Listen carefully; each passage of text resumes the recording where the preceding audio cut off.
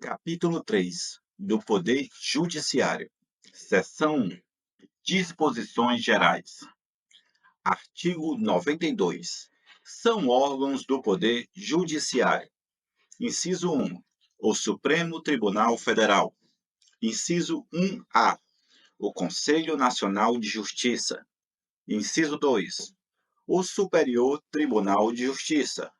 Inciso 2-A. O Tribunal Superior do Trabalho. Inciso 3. Os tribunais regionais federais e juízes federais. Inciso 4. Os tribunais e juízes do trabalho. Inciso 5. Os tribunais e juízes eleitorais. Inciso 6. Os tribunais e juízes militares. Inciso 7. Os tribunais e juízes dos estados e do Distrito Federal e territórios. Parágrafo 1º. O Supremo Tribunal Federal, o Conselho Nacional de Justiça e os tribunais superiores têm sede na capital federal. Parágrafo 2º. O Supremo Tribunal Federal e os tribunais superiores têm jurisdição em todo o território nacional. Artigo 93. Lei complementar de iniciativa do Supremo Tribunal Federal disporá sobre o Estatuto da Magistratura, observados os seguintes princípios. Inciso 1. Ingresso na carreira, cujo cargo inicial será o de juiz substituto, mediante concurso público de provas e títulos, com a participação da Ordem dos Advogados do Brasil em todas as fases, exigindo-se do bacharel em Direito, no mínimo 3 anos de atividade jurídica e obedecendo-se nas nomeações à ordem de classificação. Inciso 2. Promoção de entrança para entrância, alternadamente por antiguidade e merecimento, atendidas às seguintes normas. A linha A. É obrigatória a promoção do juiz que figure por 3 vezes consecutivas ou 5 alternadas em lista de merecimento. A linha B. A promoção por merecimento pressupõe 2 anos de exercício na respectiva entrância e integrar o juiz a primeira quinta parte da lista de antiguidade desta, salvo se não houver com tais requisitos quem aceite o lugar vago. A linha C.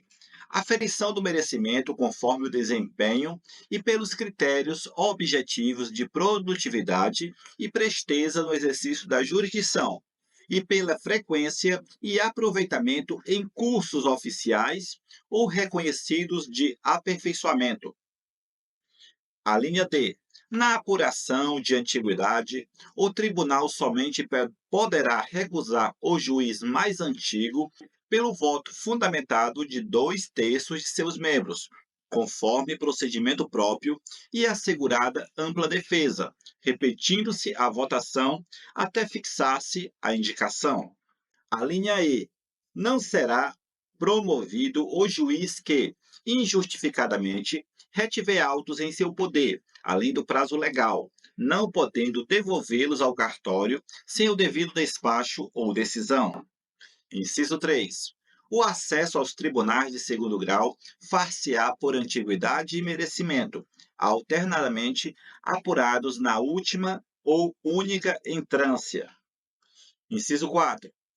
Previsão de cursos oficiais de preparação, aperfeiçoamento e promoção de magistrados, constituindo etapa obrigatória do processo de vitaliciamento, a participação em curso oficial ou reconhecido por Escola Nacional de Formação e Aperfeiçoamento de Magistrados. Inciso 5. O subsídio dos ministros dos tribunais superiores corresponderá a 95% do subsídio mensal fixado para os ministros do Supremo Tribunal Federal, e os subsídios dos demais magistrados serão fixados em lei e escalonados em nível federal e estadual, conforme as respectivas categorias da estrutura judiciária nacional, não podendo a diferença entre uma e outra ser superior a 10% ou inferior a 5%, nem exceder a 95% do subsídio mensal dos ministros dos tribunais superiores, obedecido, em qualquer caso, o disposto nos artigos 37, inciso 11, e 39, parágrafo 4º. Inciso 6. A aposentadoria dos magistrados e a pensão de seus dependentes observarão o disposto no artigo 40. Inciso 7. O juiz titular residirá na respectiva comarca, salvo a autorização do tribunal. Inciso 8. O ato de remoção ou de disponibilidade do magistrado por interesse público fundar-se-á em decisão por voto da maioria absoluta do respectivo tribunal ou do Conselho Nacional de Justiça, assegurada a ampla defesa. Inciso 8A. A remoção a pedido de magistrados de comarca de igual entrância atenderá, no que couber, aos dispostos nas alíneas A, B, C e E do inciso 2 do caput desse artigo e no artigo 94 desta Constituição. Inciso 8b. A permuta de magistrados de comarca de igual entrância, quando for o caso, e dentro dos mesmos segmentos de justiça, inclusive entre os juízes de segundo grau vinculados a diferentes tribunais na esfera da justiça estadual, federal ou do trabalho, atenderá no que couber ao disposto nas alíneas A, B, C e E do inciso 2 do caput deste artigo e no artigo 94 desta Constituição. Inciso 9. Todos os julgamentos dos órgãos do Poder Judiciário serão públicos e fundamentadas todas as decisões sob pena de nulidade, podendo a lei limitar a presença em determinados atos às próprias partes e a seus advogados, ou somente a estes, em casos nos quais a preservação do direito à intimidade do interessado no sigilo não prejudica o interesse público à informação. Inciso 10. As decisões administrativas dos tribunais serão motivadas em sessão pública, sendo as disciplinares tomadas pelo voto da maioria absoluta de seus membros. Inciso 11. Nos tribunais com número superior a 25 julgadores, poderá ser constituído órgão especial, com o mínimo de 11 e o máximo de 25 membros, para o exercício das atribuições administrativas e jurisdicionais, delegadas da competência do Tribunal Pleno, promovendo-se metade das vagas por antiguidade e a outra metade por eleição pelo Tribunal Pleno. Inciso 12. A atividade jurisdicional será ininterrupta, sendo vedado férias coletivas nos juízos e tribunais de segundo grau, funcionando nos dias em que não houver expediente forense normal ou juízes em plantão permanente. Inciso 13. O número de juízes na unidade jurisdicional será proporcional à efetiva demanda judicial e à respectiva população. Inciso 14. Os servidores receberão delegação para a prática de atos de administração e atos de mero expediente sem caráter decisório. Inciso 15. A distribuição de processos será imediata em todos os graus de jurisdição. Artigo 94. Um quinto dos lugares nos tribunais regionais federais, dos tribunais dos estados e do Distrito Federal e territórios será composto de membro do Ministério Público com mais de 10 anos de carreira e de advogados de notório saber jurídico e de reputação ilibada, com mais de 10 anos de efetiva atividade profissional, indicados em lista sextupla pelos órgãos de representação das respectivas classes. Parágrafo único.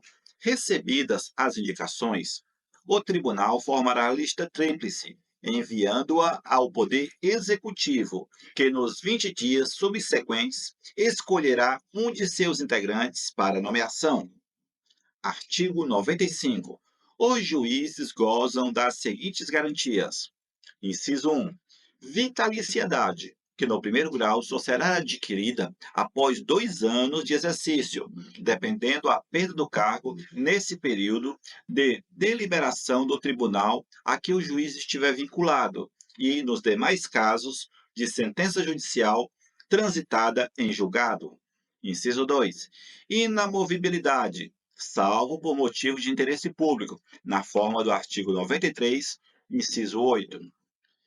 Inciso 3. Irredutibilidade de subsídio, ressalvado o disposto nos artigos 37, inciso 10 e 11, 39, parágrafo 4º, 150, inciso 2, 153, inciso 3 e 153, parágrafo 2º, inciso 1. Parágrafo único. Aos juízes é vedado: inciso 1.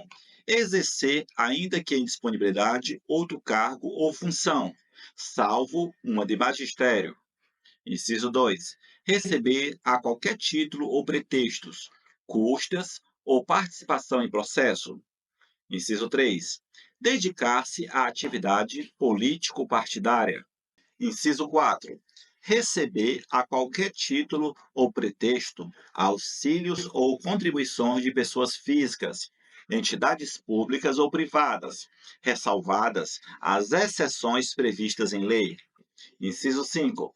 Exercer a advocacia no juízo ou tribunal do qual se afastou, antes de decorridos 3 anos do afastamento do cargo por aposentadoria ou exoneração. Artigo 96. Compete privativamente, inciso 1, aos tribunais: a linha A. Eleger seus órgãos diretivos e elaborar seus regimentos internos, com observância das normas de processo e das garantias processuais das partes, dispondo sobre a competência e o funcionamento dos respectivos órgãos jurisdicionais e administrativos. A linha B. Organizar suas secretarias e serviços auxiliares e os dos juízos que lhe forem vinculado, velando pelo exercício da atividade correicional respectiva. A linha C. Promover, na forma prevista nesta Constituição, os cargos de juiz de carreira da respectiva jurisdição. A linha D. Promover a criação de novas varas judiciárias. A linha E. Promover por concurso público de provas ou de provas e títulos, obedecido ao disposto no artigo 169, parágrafo único, os cargos necessários à administração da justiça, exceto os de confiança assim definidos em lei. A linha F. Conceder licença, férias e outros afastamentos a seus membros e aos juízes e servidores que lhe forem imediatamente vinculados. Inciso 2. Ao Supremo Tribunal Federal e aos tribunais superiores e aos tribunais de justiça propor ao Poder Legislativo respectivo, observado o disposto no artigo 169, a linha A, a alteração do número de membros dos tribunais inferiores. A linha B, a criação e a extinção de cargos e a remuneração dos seus serviços auxiliares e dos juízos que lhe forem vinculados, bem como a fixação do subsídio de seus membros e dos juízes, inclusive dos tribunais inferiores, onde houver. A linha C. A criação ou extinção dos tribunais inferiores. A linha D. A alteração da organização e da divisão judiciária. Inciso 3. Aos tribunais de justiça julgar os juízes estaduais e do Distrito Federal e territórios, bem como os membros do Ministério Público nos crimes comuns e de responsabilidade, ressalvada a competência da Justiça Eleitoral. Parágrafo único. Nos tribunais de justiça compostos de mais de 170 desembargadores em efetivo exercício, a eleição para os cargos diretivos de que trata a linha A do inciso 1 do caput desse artigo será realizada entre os membros do Tribunal Pleno, por maioria absoluta e por voto direto e secreto para um mandato de 2 anos, vedada mais de uma recondução sucessiva. Artigo 97. Somente pelo voto da maioria absoluta de seus membros ou dos membros do respectivo órgão especial poderão os tribunais declarar a inconstitucionalidade de lei ou ato normativo do poder público. Artigo 98. A União, no Distrito Federal e nos territórios, e os estados criarão. Artigo 98. A União, no Distrito Federal e nos territórios, e os estados criarão. Inciso 1. Juizados especiais, providos por juízes togados ou togados e leigos, competentes para conciliação, o julgamento e a execução de causas cíveis de menor complexidade e infrações penais de menor potencial ofensivo, mediante os procedimentos oral e sumaríssimo, permitidos, nas hipóteses previstas em lei, a transação e o julgamento de recursos por turma de juízes de primeiro grau. Inciso 2. Justiça de paz, remunerada, composta de cidadãos eleitos pelo voto direto, universal e secreto, com mandato de 4 anos e competência para, na forma da lei, celebrar casamentos, verificar de ofício ou em face de impugnação apresentada o processo de habilitação e exercer atribuições conciliatórias sem caráter jurisdicional, além de outras previstas na legislação. Parágrafo 1º. Lei federal disporá sobre a criação de juizados especiais no âmbito da Justiça Federal. Parágrafo 2º. As custas e emolumentos serão destinados exclusivamente ao custeio dos serviços afetos a atividades específicas da Justiça. Artigo 99. Ao Poder Judiciário é assegurada autonomia administrativa e financeira. Parágrafo 1º. Os tribunais elaborarão suas propostas orçamentárias dentro dos limites estipulados conjuntamente com os demais poderes, na Lei de Diretrizes Orçamentárias.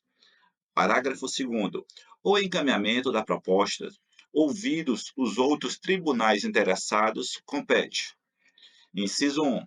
No âmbito da União, aos presidentes do Supremo Tribunal Federal e dos tribunais superiores, com a aprovação dos respectivos tribunais. Inciso 2. No âmbito dos estados e no Distrito Federal e territórios, aos presidentes dos tribunais de justiça, com a aprovação dos respectivos tribunais. Parágrafo 3º. Se os órgãos referidos no parágrafo 2º não encaminharem as respectivas propostas orçamentárias dentro do prazo estabelecido na Lei de Diretrizes Orçamentárias, o Poder Executivo considerará, para fim de consolidação da proposta orçamentária anual, os valores aprovados na lei orçamentária vigente, ajustados de acordo com os limites estipulados na forma do parágrafo 1º deste artigo. Parágrafo 4º. Se as propostas orçamentárias de que trata este artigo forem encaminhadas em desacordo com os limites estipulados na forma do parágrafo 1º, o Poder Executivo procederá aos ajustes necessários para fins de consolidação da proposta orçamentária anual. Parágrafo 5º. Durante a execução orçamentária do exercício, não poderá haver a realização de despesas ou a assunção de obrigações que extrapole os limites estabelecidos na Lei de Diretrizes Orçamentárias, exceto se previamente autorizadas, mediante a abertura de créditos suplementares ou especiais. Artigo 100. Os pagamentos devidos pela Fazenda Pública Federal, estaduais, distrital e municipais, em virtude de sentença judiciária, far-se-ão exclusivamente na ordem cronológica de apresentação dos precatórios e à conta dos créditos respectivos, proibida a designação de casos ou de pessoas nas dotações orçamentárias e nos créditos adicionais abertos para este fim. Parágrafo 1º. Os débitos de natureza alimentícia compreendem aqueles decorrentes de salários, vencimentos, proventos, pensões e suas complementações, benefícios previdenciários e indenizações por morte ou por invalidez, fundadas em responsabilidade civil em virtude de sentença judicial transitada em julgado, e serão pagos com preferência sobre todos os demais débitos, exceto sobre aqueles referidos no parágrafo 2º deste artigo. Parágrafo 2º. Os débitos de natureza alimentícia cujos titulares, originários ou por sucessão hereditária, tenham 60 anos de idade, ou sejam portadores de doença grave ou pessoas com deficiência, assim definidos na forma da lei, serão pagos com preferência sobre todos os demais débitos, até o valor equivalente ao triplo fixado em lei para os fins do disposto no parágrafo 3º deste artigo, admitindo o fracionamento para essa finalidade, sendo que o restante será pago na ordem cronológica de apresentação do precatório. Parágrafo 3º. O disposto no caput deste artigo, relativamente à expedição de precatórios, não se aplica aos pagamentos de obrigações definidas em lei, como de pequeno valor, que as fazendas referidas devam fazer em virtude de sentença judicial transitada em julgado. Parágrafo 4º. Para os fins do disposto no parágrafo 3º, poderão ser fixados, por leis próprias, valores distintos às entidades de direito público, segundo as diferentes capacidades econômicas, sendo o mínimo igual ao valor do maior benefício do regime geral de previdência social. Parágrafo 5º. É obrigatória a inclusão no orçamento das entidades de direito público de verba necessária ao pagamento de seus débitos oriundos de sentenças transitadas em julgado constantes de precatórios judiciários, apresentados até 2 de abril, fazendo-se o pagamento até o final do exercício seguinte, quando terão seus valores atualizados monetariamente. Parágrafo 6º. As dotações orçamentárias e os créditos abertos serão consignados diretamente ao Poder Judiciário, cabendo ao presidente do tribunal que proferir a decisão exequenda determinar o pagamento integral e autorizar, a requerimento do credor e exclusivamente para os casos de preterimento de seu direito, de precedência ou de não alocação orçamentária do valor necessário à satisfação do seu débito, o sequestro da quantia respectiva. Parágrafo 7º. O presidente do tribunal competente, que por ato comissivo ou omissivo retardar ou tentar frustrar a liquidação regular de precatórios, incorrerá em crime de responsabilidade e responderá também perante o Conselho Nacional de Justiça. Parágrafo 8º. É vedada a expedição de precatórios complementares ou suplementares de valor pago, bem como o fracionamento, repartição ou quebra do valor da execução para fins de enquadramento de parcela do total a que dispõe o parágrafo 3º deste artigo. Parágrafo 9º.